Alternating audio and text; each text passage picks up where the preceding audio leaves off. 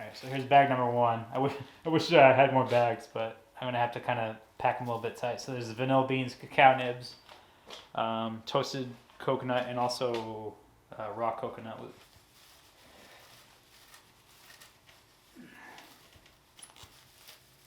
Oh my god, I can't believe I'm doing this.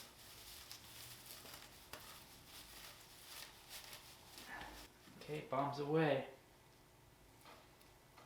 Yeah, why not? Plus two Tahitian vanilla beans, whole beans on top. Why the fuck not? No. Alright, that should be good. Pop that in there as well.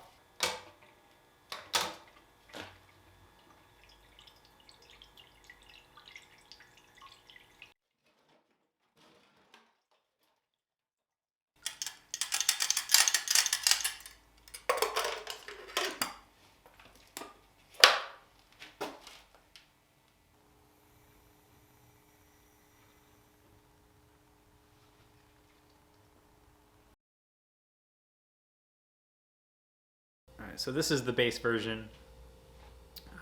No vanilla, no coconut, no cacao. So fairly dark in appearance. I think it's roughly around like a 50 SRM. In terms of aroma, like rum right off the bat, like it's you can't help but notice that this is a rum barrel aged beer for sure. So definitely puts a smile on my face. Definitely get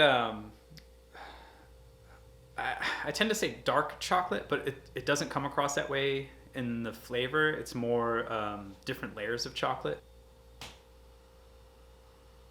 Anyways, I'll try to keep this one short. I'll go right into the flavor.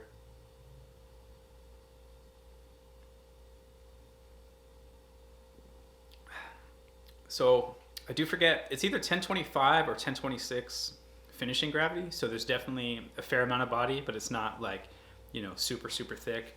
But I think it's plenty. You don't want something that's too thick. You don't want it too thin. I think it's in kind of the sweet spot. But yeah, flavor is much like the aroma. You do get the rum. Again, layers of chocolate. It's almost it reminds me of. I'm sure it wasn't real rum in it, but when I was a kid, there was these like chocolate covered rum candies, and it reminds me of those. You do get a little bit of oats in this as well. There wasn't that many oats in the recipe if I remember correctly, but I don't know, it just reminds me of like a little bit of an oatmeal stout. Kind of like on the aftertaste or the lingering finish.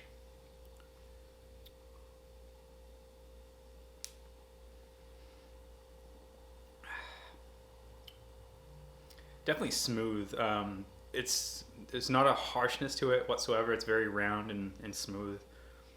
You can definitely tell you're drinking a strong beer, but I wouldn't say it comes across as again, I don't really know how strong this beer is. It went to the barrel at 9.6.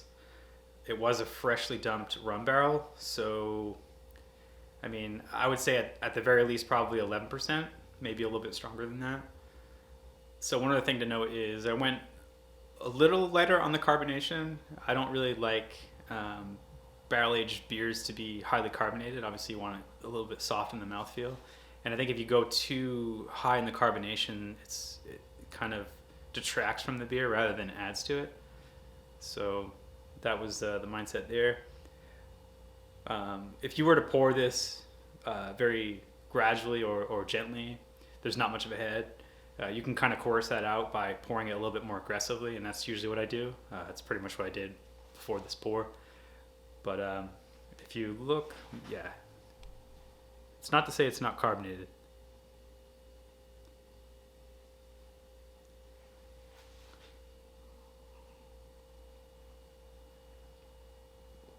But very pleasant beer. I'm super happy with how this turned out.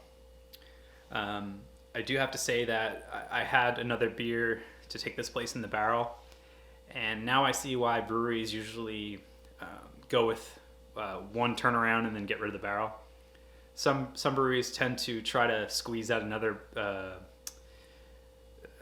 second use out of the barrel, but you know, they'll blend it with first use as well to try and kind of stretch the barrel age or the barrel usage. Now I see why that is, because I have had a barley wine in the barrel for 2 months now, and there's no rum detectable whatsoever. I just tasted it yesterday.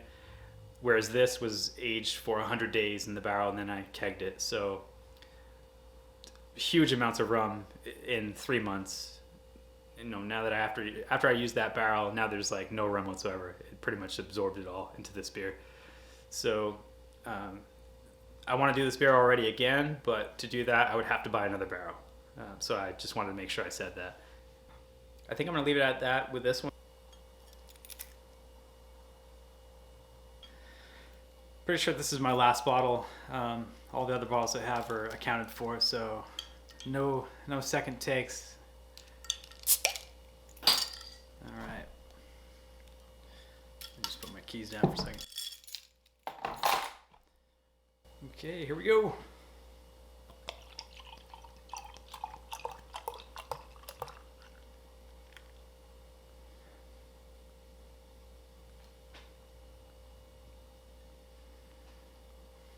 Yeah.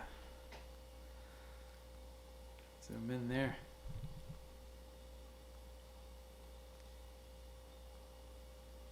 All right. So this is the coconut version. It also does have some cacao and vanilla beans. So definitely similar in flavor and aroma,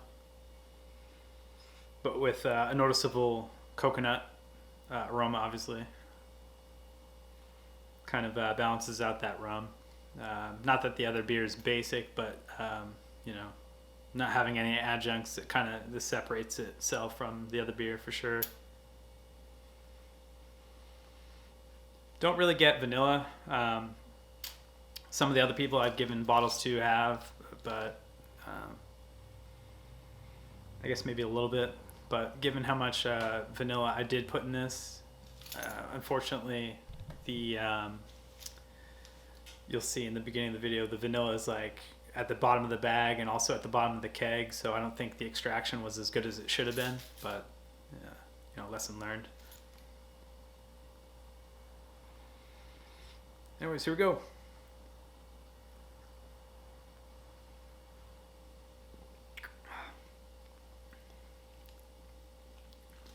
Yeah, it's crazy how much that coconut adds to the beer. You know, still get a huge amount of rum and chocolate on the flavor, but that coconut adds to the beer. It kind of like elevates it compared to the base beer. Also, like on the mouthfeel, like it's totally different. Two completely different beers when it comes to mouthfeel.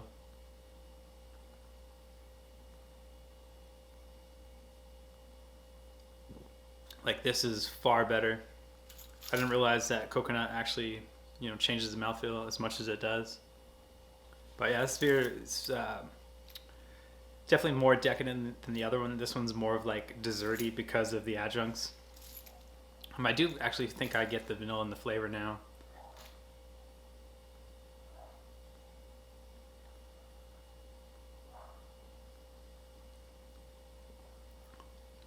Definitely gonna try to enjoy the rest of this. Like I said, this I believe is my last bottle. I have maybe like 4 or 5 others, but I'm gonna be sending them to other people.